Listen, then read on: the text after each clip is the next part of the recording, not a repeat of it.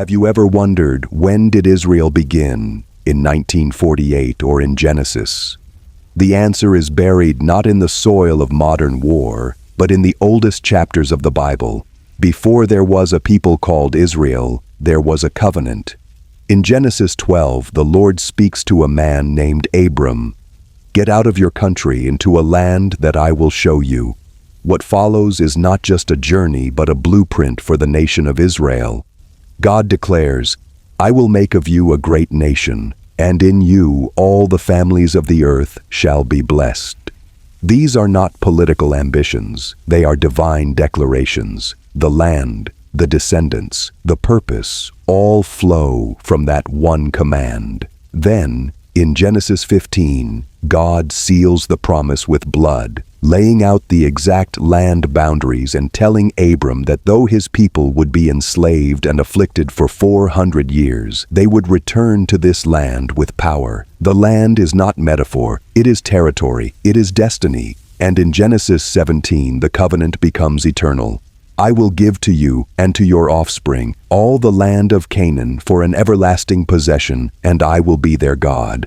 Long before the name Israel is ever spoken, the foundation of Israel is already being built. It is not man's idea, it is God's design. Where are you from? Mention your country in the comments. And if you're following the Bible, subscribe now to uncover how this nation was born through prophecy. In Genesis 15, God does something no man could have expected. He makes a covenant not with words alone, but with fire and blood. Abram is told to bring a 3-year-old heifer, a she-goat, a ram, a turtle dove, and a pigeon. He cuts them in two and lays the pieces opposite each other. This was the ancient method of forming a covenant, to walk between the divided flesh as a sign of unbreakable agreement. But instead of Abram walking, it is God who appears as a smoking furnace and a burning torch, passing between the pieces alone. Abram is asleep, powerless, watching as the Almighty binds himself to a promise that no man could uphold. And the words spoken in that moment shape the destiny of Israel forever. "To your descendants I have given this land, from the river of Egypt to the great river, the Euphrates." Every border, every stone, every valley in that territory is not the product of politics. It is the outcome of this divine vow. God does not just promise Abram descendants, he promises them a homeland. The land of Canaan becomes more than geography. It becomes sacred space, and even when the people are absent, even when judgment scatters them, the land remains marked by covenant. No empire that rises can erase what was sealed in flame. Israel's creation didn't begin in negotiations. It began when fire walked through blood and heaven claimed dirt for eternity. In Genesis 32, a man wrestles through the night until daybreak with what appears to be another man. But this encounter is not ordinary. As the struggle intensifies, it becomes clear that Jacob is not wrestling with flesh, but with the divine. At dawn, the figure touches Jacob's hip and cripples him, yet Jacob refuses to let go unless he is blessed. Then comes the turning point. The blessing is not wealth or safety, but identity. The voice says, "Your name shall no longer be Jacob, but Israel, for you have struggled with God and with men, and have prevailed." This is the first time the name Israel is ever spoken, and it does not come in a moment of comfort, but of conflict. The name means, he struggles with God, and it marks not just one man, but an entire people. From Jacob come 12 sons, Reuben, Simeon, Levi, Judah, and the rest. And from those sons come the 12 tribes of Israel. The name born in a moment of wrestling becomes the identity of a nation that will forever live between heaven's promise and earth's resistance. And just as Jacob walked with a limp from that night forward, so too would Israel walk with scars, chosen but afflicted. The name Israel is not a cultural label. It is a prophetic declaration. It is a reminder that to be Israel is to contend with the divine, to be marked by covenant, and to never walk the same again after meeting God. In Exodus 3, when God calls Moses from the burning bush, he speaks of deliverance, but not just from bondage. He speaks of inheritance. I have come down to deliver them out of the hand of the Egyptians, and to bring them to a good and spacious land, to a land flowing with milk and honey. This is not a rescue mission. It is a national delivery. Egypt is the womb of suffering, and the Red Sea will become the passage into identity. God does not simply free Israel, he forms them. In Exodus 4:22, he says to Pharaoh, "Israel is my son, my firstborn." And when Pharaoh refuses to release them, God unleashes judgment, not only to humble Egypt, but to reveal his ownership of Israel. With every plague, God dismantles the gods of Egypt. With every act of power, he shows that Israel belongs not to Pharaoh, not to empire, but to him. The Exodus is the moment when the people move from promise to possession. They are no longer a family, they are a nation, baptized by the sea, led by fire, fed by heaven. At Sinai, they receive law not to survive, but to be holy. The land awaits, but the identity comes first. Israel is no longer a scattered tribe. They are God's people with God's name, headed to God's land. The creation of Israel was not just about territory. It was about a divine declaration that no chain, no king, no desert could ever undo. In Deuteronomy 1:8, Moses stands before the new generation of Israelites on the edge of Canaan and declares, "See, I have set the land before you. Go in and possess the land which the Lord swore to your fathers, to Abraham, Isaac, and Jacob, to give to them and to their descendants after them." This is no longer just a hope, it is a legal transfer. The language of swore in the Hebrew text is rooted in an oath sealed by the very name of God. It is not a wish or intention, it is a binding vow backed by the unchanging character of the Almighty. Over and over, Moses reminds the people that the land was not earned by their righteousness, nor deserved by their strength, but given because of the covenant made with their forefathers. In Deuteronomy 9:5, God warns them, "It is not because of your righteousness, but because of the wickedness of these nations that the Lord your God is driving them out, and that he may fulfill the word which the Lord swore to your fathers."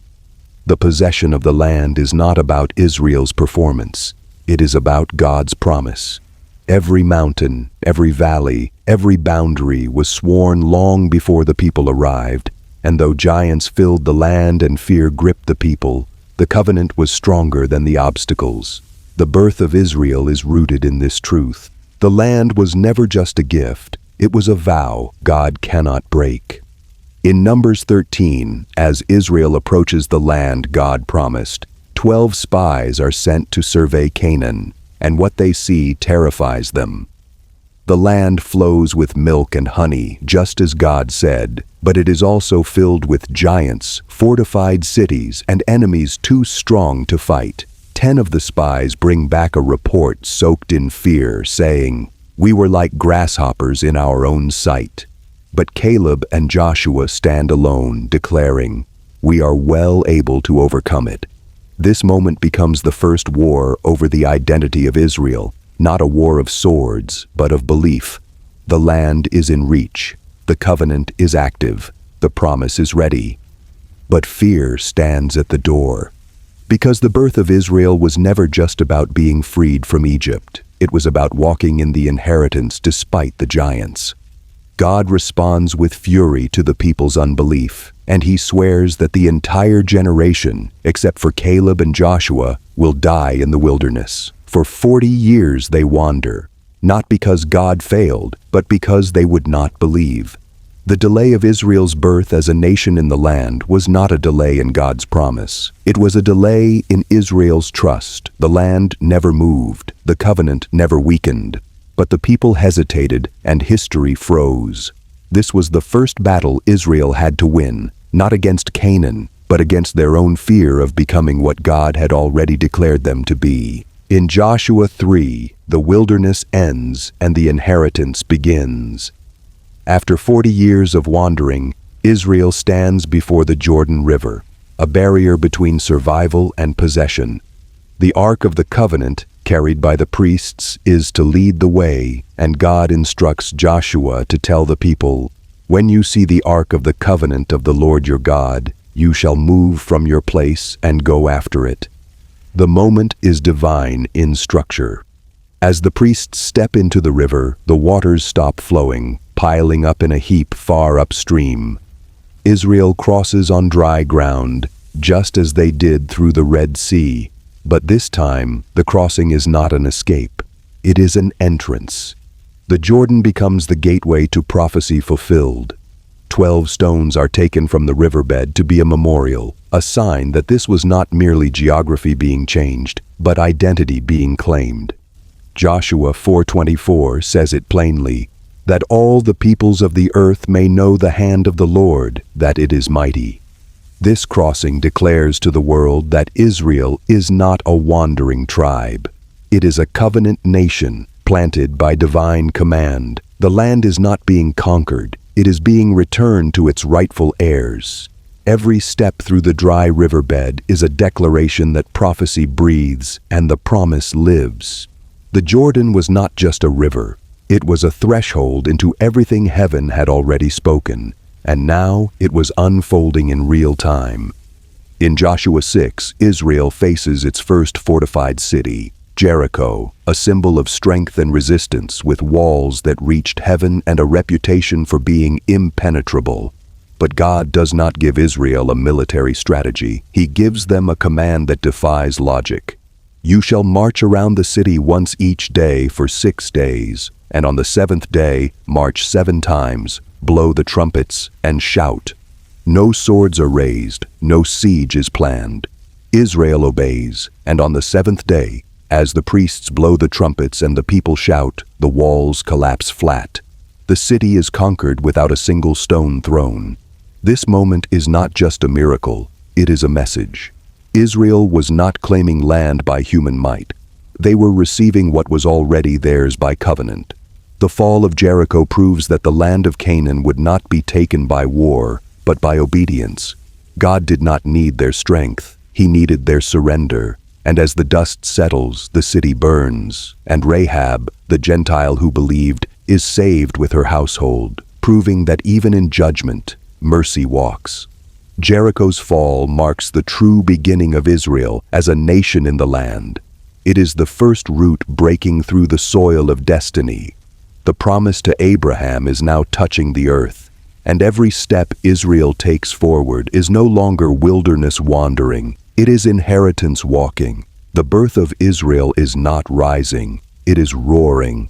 In Joshua 13-21, after years of conquest and obedience, the land of Canaan is divided among the 12 tribes of Israel. But this division is not based on strength, wealth, or political negotiation. It is done by casting lots, as instructed by God through Moses. The land distribution is not a human strategy. It is a divine allocation. Joshua 14:2 says clearly, "Their inheritance was by lot, as the Lord had commanded." This system removed all human ambition. No tribe could boast or complain. What they received was what God had assigned. Caleb, now an old man, steps forward and claims Hebron because of a promise made 40 years earlier, and his words echo with divine confidence. "Give me this mountain." He is not asking for reward. He is walking into fulfillment. Every boundary stone placed in the land is a physical marker of prophecy realized. Cities once filled with giants now carry the names of Israel's tribes. The land groans with history, but now it sings with destiny. Even the cities of refuge are set apart, places where justice and mercy meet, showing that the establishment of Israel is not just about borders, but about covenant order. The Levites receive no land, but instead are given cities, for their inheritance is the Lord Himself. This moment, the dividing of the land, is not the end of the journey. It is the formal declaration that what God promised to Abraham has now been written into the soil of the earth. In Joshua 22, As the conquest ends and the land is secured, a moment of tension erupts. The tribes of Reuben, Gad, and the half-tribe of Manasseh return to their inheritance east of the Jordan, the land given to them by Moses. But before crossing back, they build an altar near the river, and when the rest of Israel hears of it, they are ready for war. They fear that these tribes have built a rival altar, defying the command that worship must only happen at the tabernacle. But the eastern tribes quickly explain, the altar is not for sacrifices, but as a witness. They say, "It shall be a witness between us and you and our generations after us, that we may perform the service of the Lord." This moment reveals something deeper than just ritual.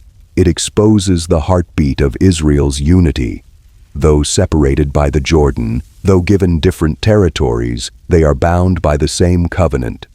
The altar becomes a symbol that the inheritance of Israel is not just physical, it is spiritual.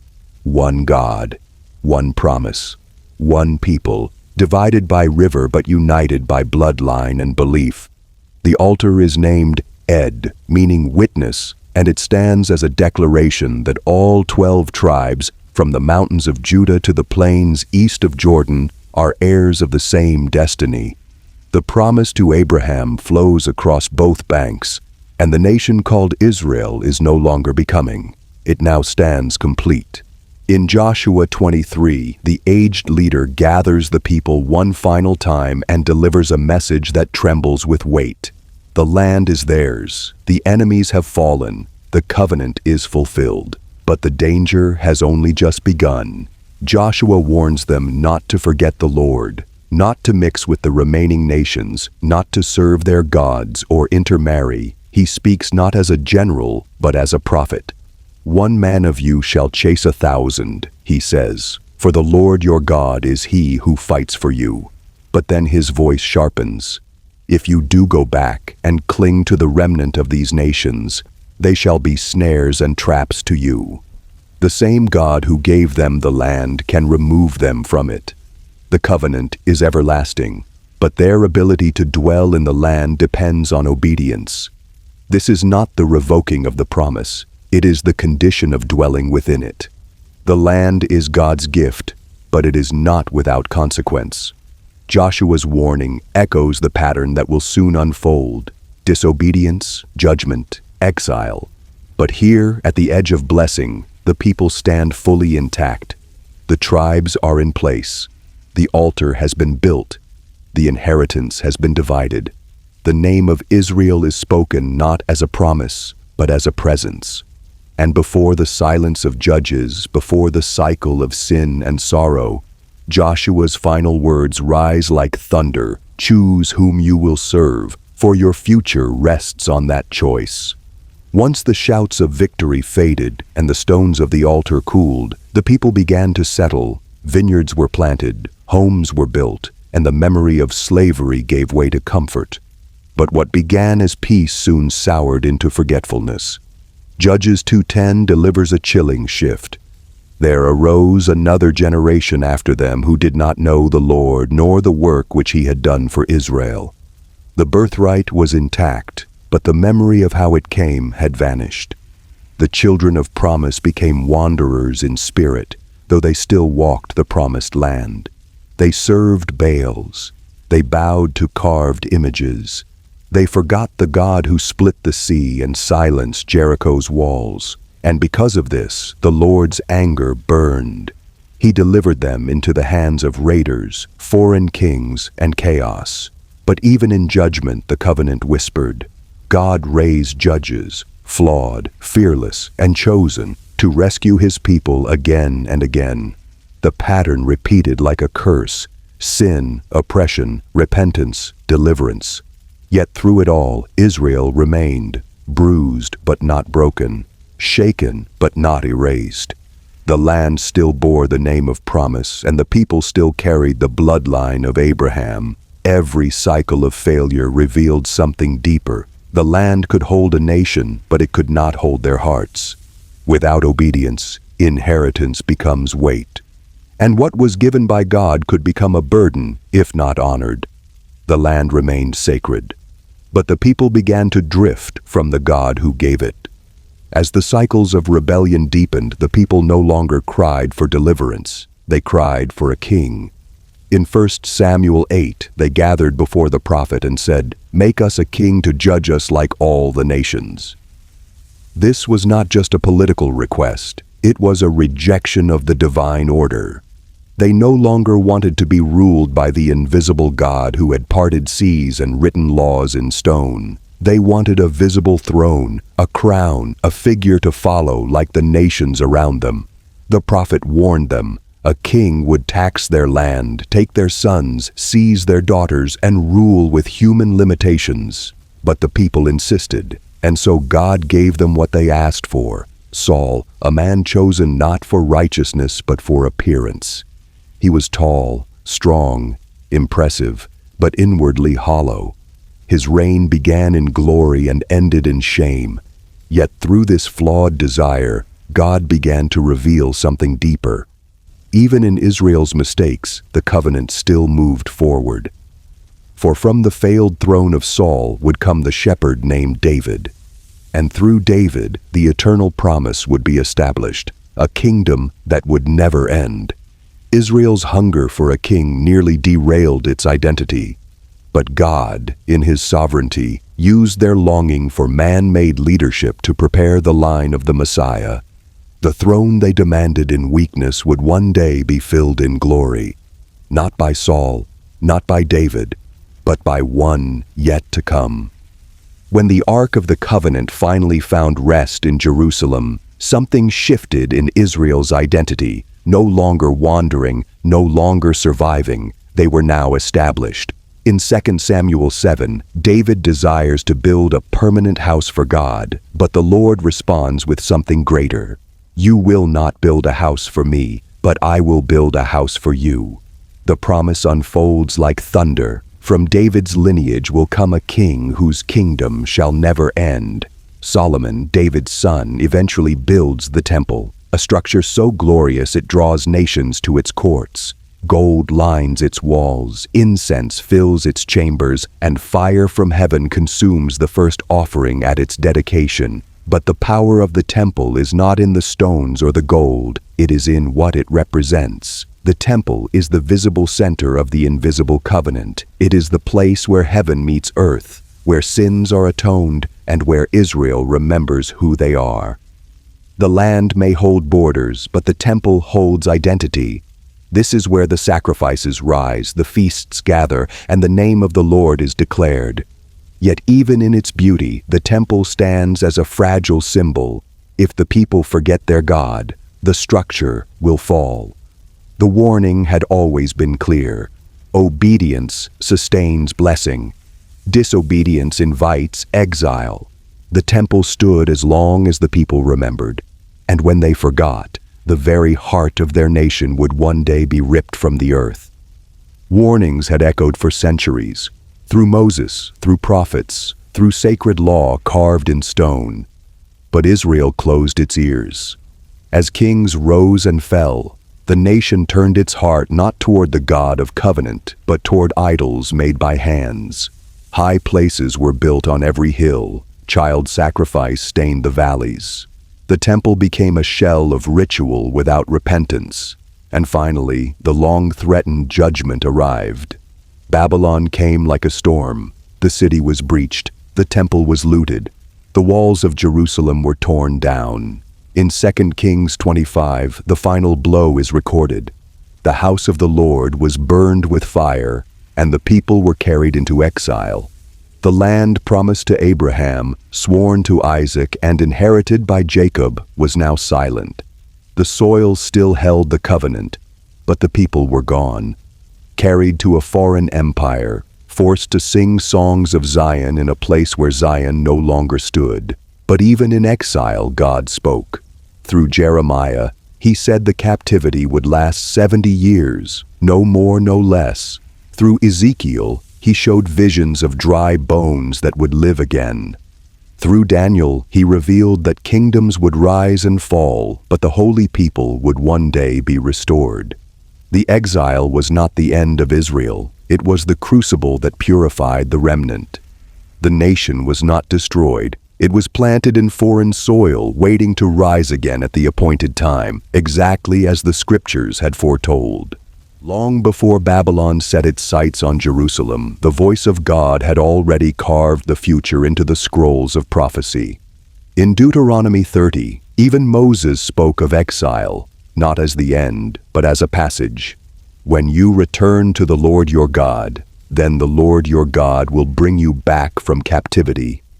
Before Israel even entered the Promised Land, God promised a way back if they ever left it.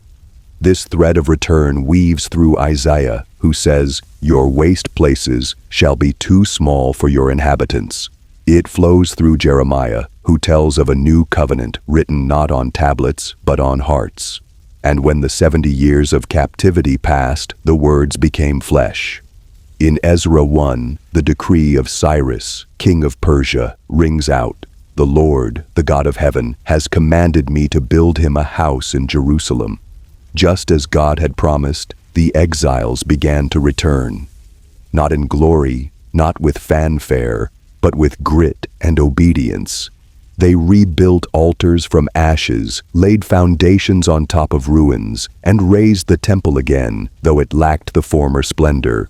But heaven was watching, because the return was not about beauty, it was about obedience.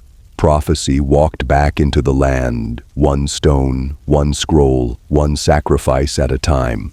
Israel had been disciplined, but not discarded. The covenant was bruised, not broken. And what was once scattered among nations had begun to gather, exactly as the scriptures said it would.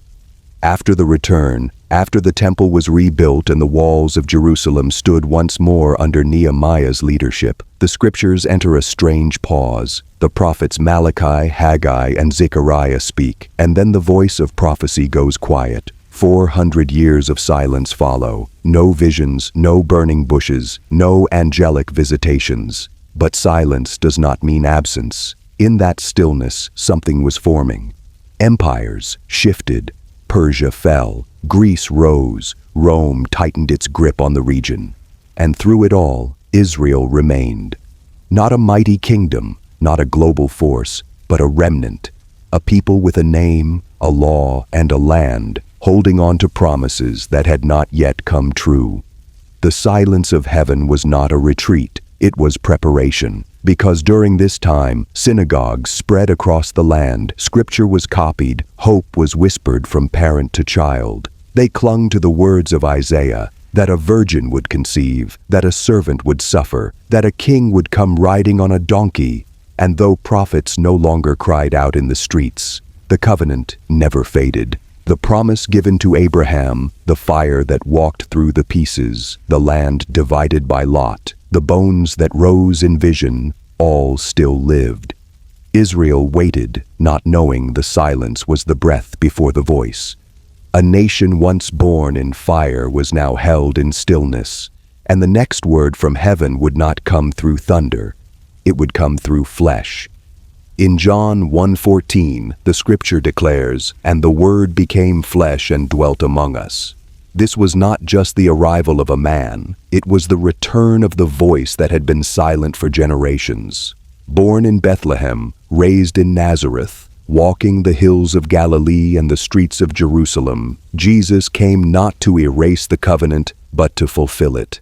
He was the seed promised to Abraham, the Lion of the tribe of Judah, the heir to David's throne. Every prophecy wrapped in shadow now walked in daylight. But he did not come to free Israel from Rome. He came to redeem them from sin. And that was not what the nation expected. They waited for a sword. He brought a cross. They longed for a crown. He wore thorns. And though he wept over Jerusalem, the city rejected him. He came to his own, the gospel says, and his own did not receive him.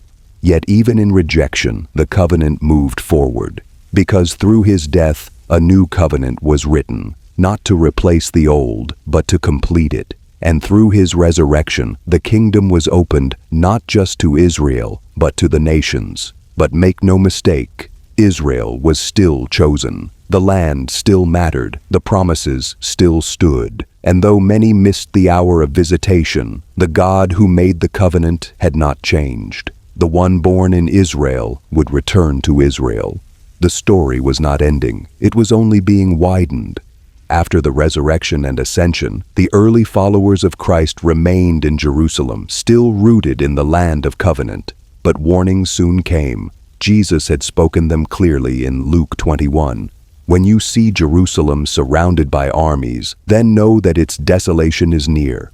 The warning was not poetic. In 70 AD, Roman legions encircled the city, destroyed the temple, and crushed the Jewish rebellion. The city burned. The sacred center was torn down, not one stone left upon another. And once again, Israel was scattered. Exile returned, this time not for 70 years, but for centuries. The people of the covenant wandered from continent to continent, persecuted, blamed, broken, yet never erased. For God had said in Leviticus 26:44, "Yet for all that I will not cast them away, nor shall I abhor them to destroy them utterly." The scattering was judgment, but it was not annihilation.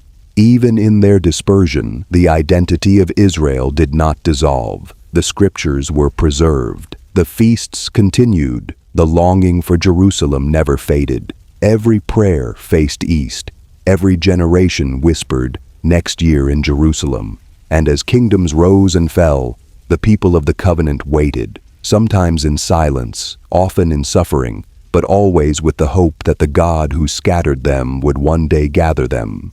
The nations forgot, the rulers dismissed, but heaven remembered, and the land that once wept beneath the sandals of prophets would not stay empty forever.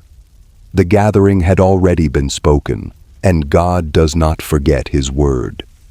Centuries after Israel was scattered, the words of Ezekiel 37 remained like buried thunder, waiting for the right season to awaken.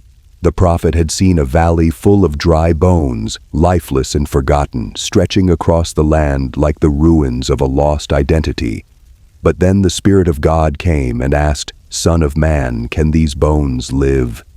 Ezekiel watched as the bones shook, came together, and were clothed with flesh. But there was no breath until the wind came, the Spirit of God, and suddenly what had been dead stood upright, a vast army.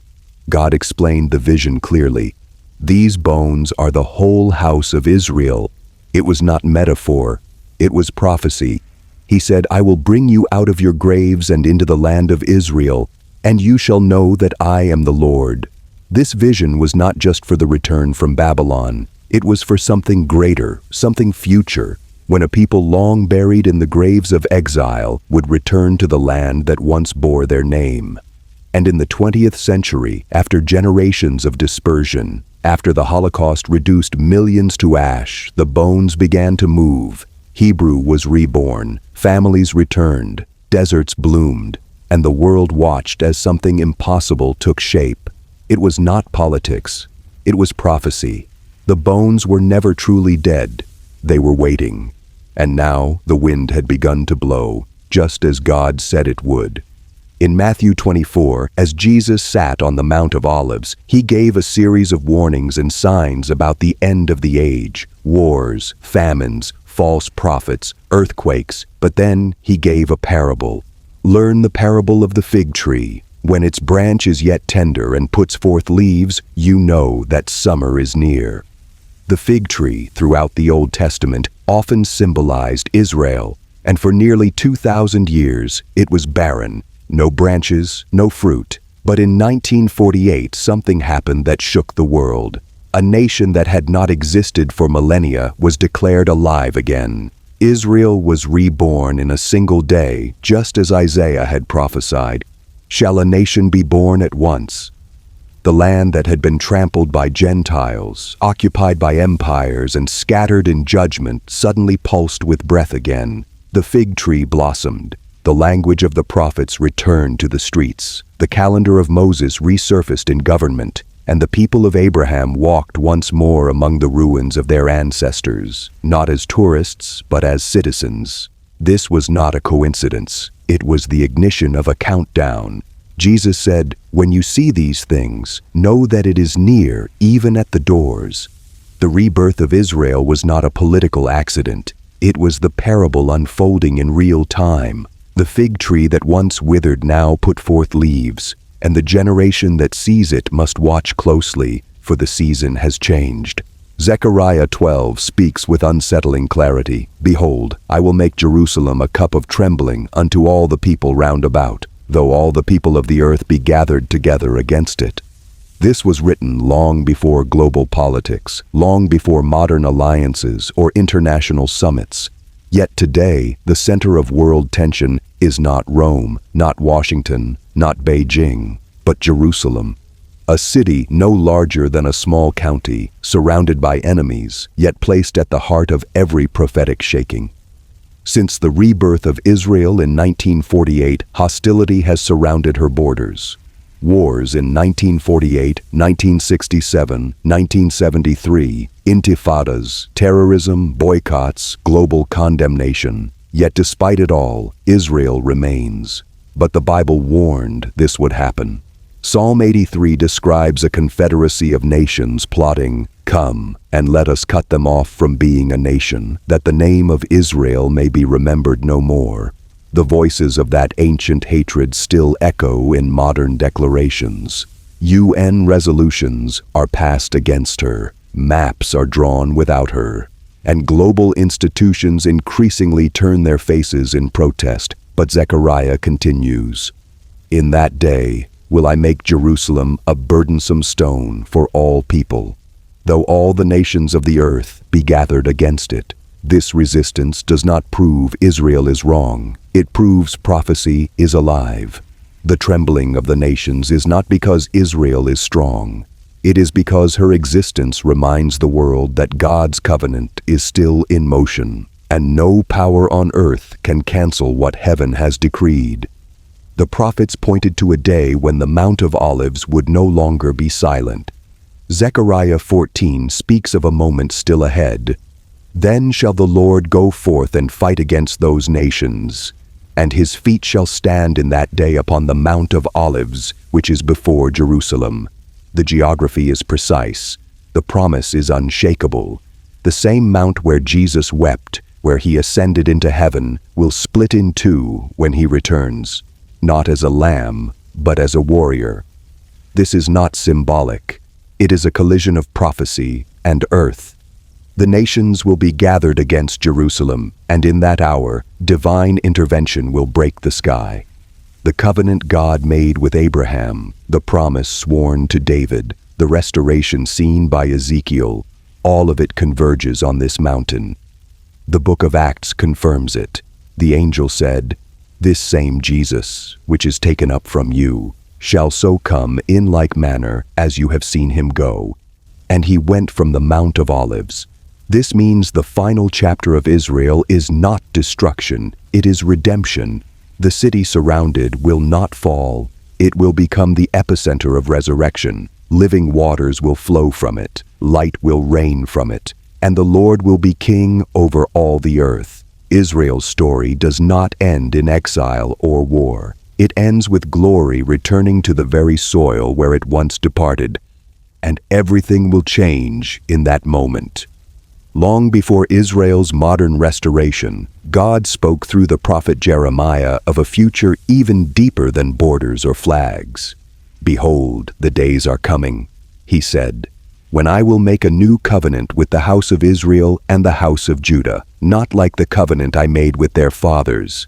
The old covenant was written on stone, external, visible, and often broken. But the new covenant would be internal, engraved on the heart.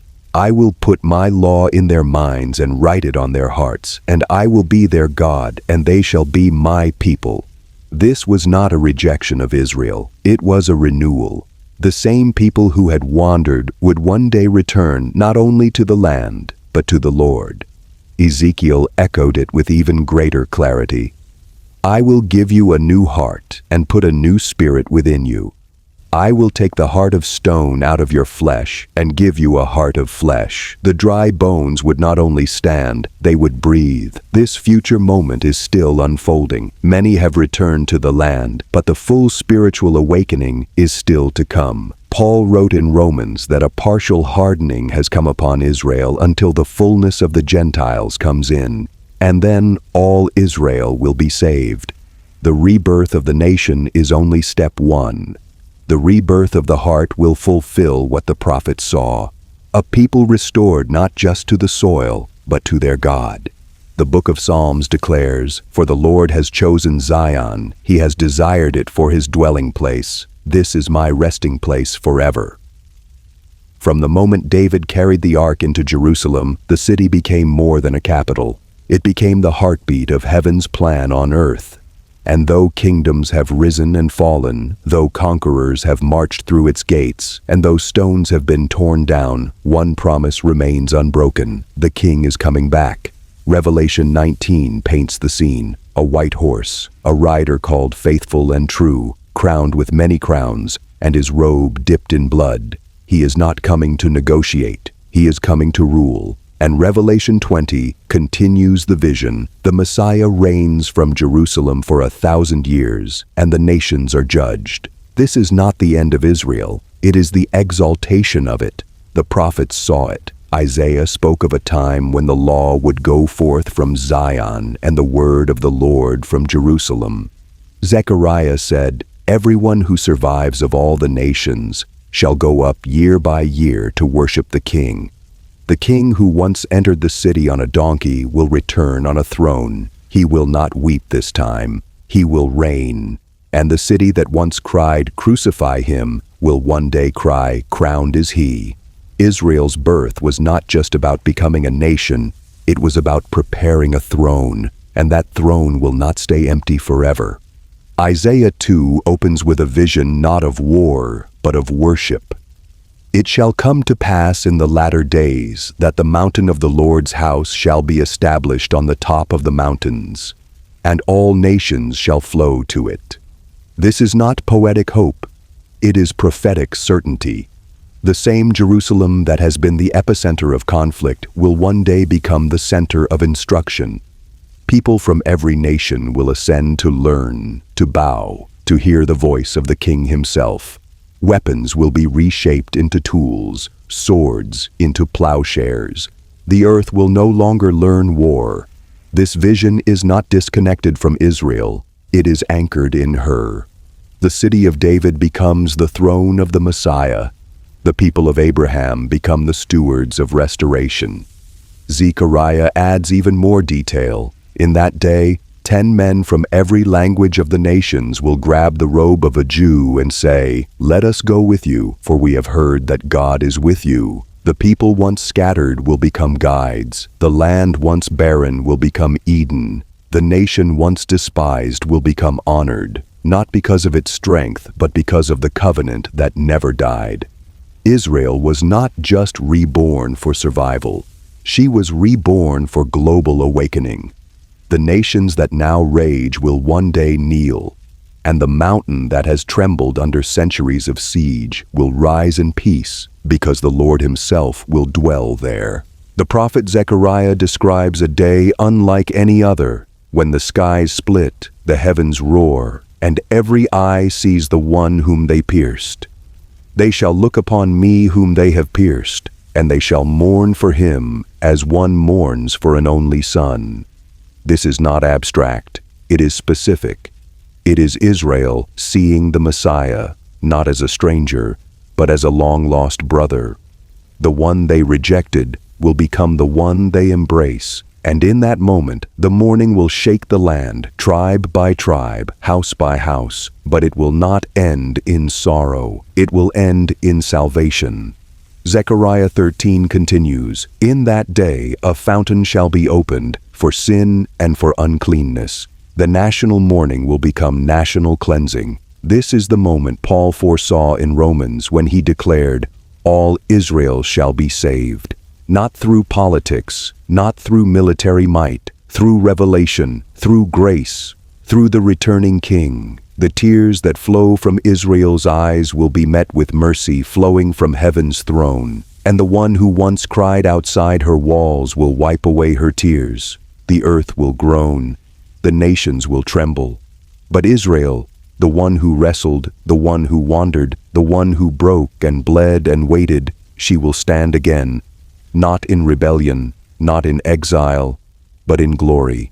The covenant will reach its final chapter, and what began with one man in Genesis will end with a nation restored in full. As the final chapters of prophecy unfold, the scriptures reveal not only the restoration of Israel, but also the judgment of her enemies. In Joel 3, the Lord declares that he will gather all nations to the valley of Jehoshaphat to enter into judgment on behalf of my people, my heritage Israel, whom they have scattered among the nations. They have also divided up my land. This is not symbolic vengeance, it is divine justice.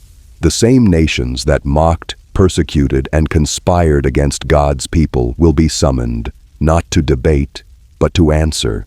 The land that was parceled, negotiated, and dismissed by man will be defended by God.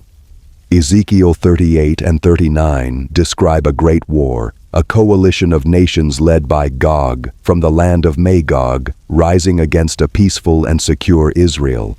But the outcome is not uncertain. Fire falls from heaven, mountains are overturned, confusion strikes the invaders. And the Lord says, "So I will make my holy name known in the midst of my people Israel, and the nations shall know that I am the Lord." This is not the end of Israel. This is the vindication of everything she has endured, the suffering, the scattering, the siege. It all leads to this, a holy God rising in defense of his covenant. The fire that once fell on Mount Sinai, the glory that once filled the temple, now falls in judgment, and the world will see what Israel has always carried, the name of the living God. The Bible does not end with a vague spiritual paradise. It ends with a city, and not just any city.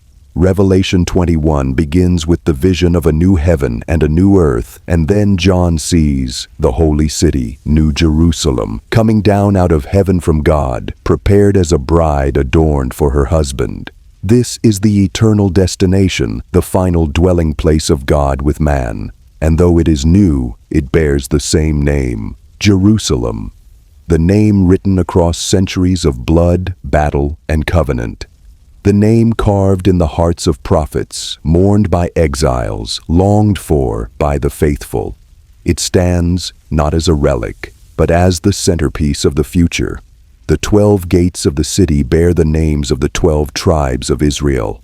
The 12 foundations hold the names of the 12 apostles of the Lamb. Everything God began, he completes. The city is not random. It is the final echo of the promise made to Abraham, the vision shown to Ezekiel, the tears shed by Jesus. And within its walls there is no temple, because the Lord God Almighty and the Lamb are its temple. No sun, for the glory of God lights it. No night, for the light never fades. Israel's birth was not simply about reclaiming a patch of land. It was about preparing the stage for eternity. And when the story closes, the nation remains, redeemed, restored, and radiant with the presence of the King. From the first promise spoken to a wandering man named Abram to the final vision of a radiant city descending from heaven, the story has never changed. It was never random. It was never political. It was always covenant. Israel did not emerge because of human will. It emerged because of divine intention. God chose, God swore, God scattered, and God gathered. Every mountain they climbed, every enemy they faced, every exile they endured was folded into a pattern stretching beyond centuries, a pattern of glory, failure, mercy, and return. The prophets did not speak of a temporary people. They spoke of an eternal witness. The world has tried to erase her. Tyrants have tried to silence her. Empires have tried to divide her. But Israel remains, not because of strength, not because of strategy, but because of God. And the covenant he made is not buried in ancient scrolls. It is alive in headlines, alive in history, alive in the very soil of the land. The Lord called Israel his firstborn, his vineyard, his wife, his servant, his sign. And no matter how far she fell, he never let go. The nations rage, the kings of the earth plot, but the one who sits in the heavens laughs, because the covenant cannot be broken. The same God who planted Israel will finish what he began. And the birth of this nation was not an ending or even a beginning. It was the middle of a divine story still unfolding, a story that ends with a throne, a king, and a people who were never forgotten.